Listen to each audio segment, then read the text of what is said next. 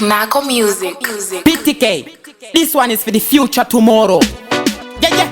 Maropa, Mafuku, them shoulda know. Tafara, unano. Tafaya, prevention is better than cure. Ishua, hobo vesera rangu takacherera. Nekuda kwe kusaterera. Asi, ukakona kusibata. Ukakona kusibata. Sivirira sirwere. Haikona kundikata. Haikona kundikata. Nikuchune sisere. Ukakona kusibata hamawe. Wativirira sakawanda sirwere. Nira nikusure samariwe. Nira nikuchune sisere.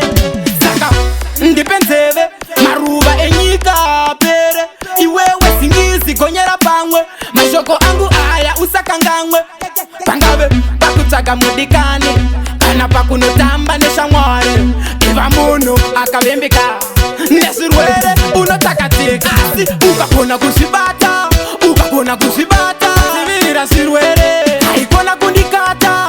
Haikona kundikata. Nikuchune sisere. Ukakona kusibata hamawe. Wativirira sakawanda sirwere. Nira nikusure samariwe. Nira nikuchune sisere. Nesirwere vakawanda vari kuparara.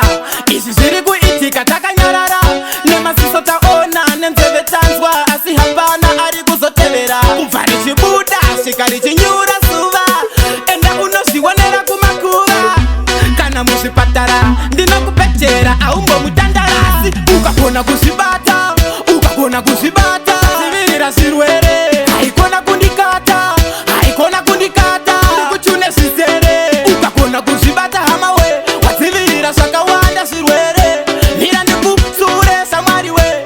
Nira ndikuchune sisere. Seri kwa guva kuna prayer. Weka unenge uchiziteya. Rasta funzarikian upenyu imission. Prevention is better than cure. Ishua hobo vesera rangu takacherera. Nekuda kwekusaterera. Asi ukakona kuzvibata. Ukakona kuzvibata. Sivirira sirwere. Haikona kundikata. Haikona kundikata. Nikuchune sisere. Ukakona kuzvibata hamawe. Wativirira zvakawanda sirwere. Nira ndikusure samariwe. Nira ndikuchune sisere. Saka ndipenzeve. Maruva enyika pere. Iwewe singizi gonyera pangwe. Mashoko angu aya usakangangwe. Pangabe pakutsaga mudikani. Kana pakunotamba neshamware. Iva muno akavembeka nesirwere unotakatika. Asi ukakona kuzvibata.